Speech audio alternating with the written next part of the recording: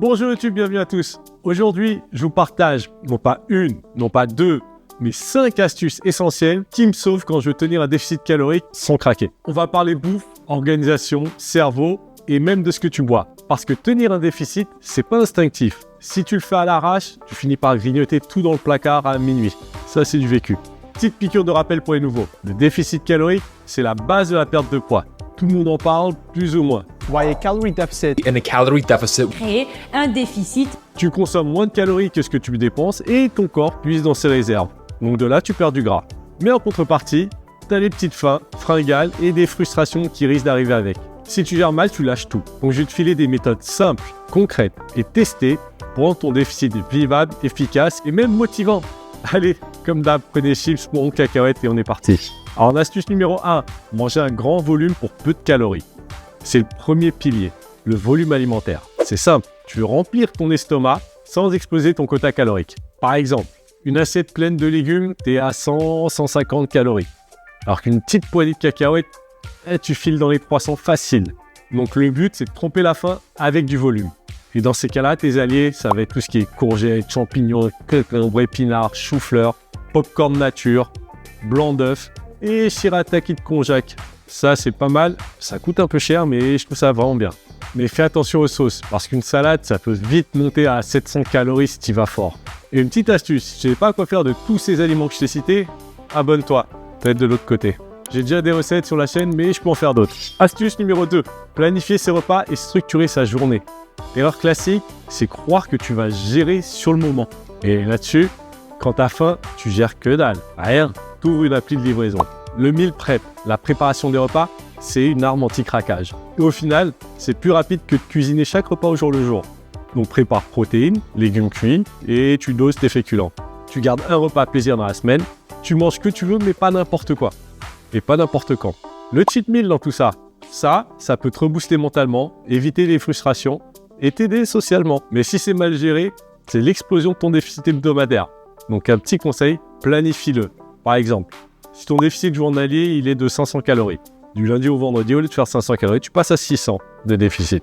Comme ça, le samedi, quand tu cumules, il t'en reste 500 grammes. Et le dimanche, tu retournes à 500 calories de déficit. Donc tu as maintenu ton déficit calorique sur la semaine. Mais attention, le cheat meal, c'est un repas, pas sur une journée. Sinon, c'est plus du tout la même histoire. Astuce numéro 3, bien gérer ses boissons. Ce que tu bois, ça compte dans ton déficit. Un petit exemple, le smoothie à la mangue, aux fruits que tu veux, 400 calories. Jus d'orange, 200. Un mojito, même sans les chips, c'est à 300. Tu mâches rien, t'es pas rassasié, mais t'exploses ton quota. Surtout qu'en général, tout ça, ça s'accompagne à l'apéro avec des chips et des cacahuètes. A l'inverse, certaines boissons sans sucre sont tes alliés. Les sodas zéro, Perrier citron, café noir, thé glacé, sans sucre. Ça peut calmer tes envies de sucrer ou une faim psychologique. Mais n'en abuse pas, tout ça, c'est juste des outils. Va pas me boire 4 litres de soda sans sucre par jour. Astuce numéro 4, gérer les fringales intelligemment. Oui, les fringales vont arriver, c'est normal. J'aime bien ce mot, fringale. C'est mignon, alors qu'en fait, c'est tout l'opposé. All your needs will be met. I'm hungry. In a minute! Bref, dis-toi que c'est bon signe, c'est que ton déficit il fonctionne. Attention, là je parle des petites faims. La solution c'est anticipe avec des snacks faibles en calories et rassasiants. Du skyr ou du fromage blanc avec une dose de prot, des pommes ou même des barres protéinées. Dans le cas des barres protéinées, check bien l'étiquette parce que des fois les calories, elles sont très hautes. Ou sinon, tu tapes snack en commentaire et je te fais une vidéo spéciale recette. J'en ai des vraiment pas mal. Sinon parfois, bois juste un grand verre d'eau, t'attends 5 minutes. Si t'as toujours faim, ok. Sinon, c'était juste une envie. Ajuste tes horaires de repas si besoin. Certains mangent plus tard pour éviter les craquages nocturnes. Perso, moi le matin, je suis à l'aise. Mais dès que je commence mon premier repas, peu importe l'heure, j'ai l'impression d'avoir faim sans arrêt jusqu'au coucher. Ma petite dernière astuce, la numéro 5, crée un environnement favorable. Ton environnement, il influence tes choix plus que ta volonté. Si tu as des bonbons sur la table, tu manges. Si tu as des œufs durs à portée de main, tu fais un meilleur choix. Alors essaie de planquer, cache-moi toutes ces tentations et mets en avant les bons choix. Si tu es un peu psy comme moi, tu ranges ton frigo comme un pro. Les protes en haut, légumes au milieu et tout ce qui est sucrerie, essaie de les cacher au fond en bas.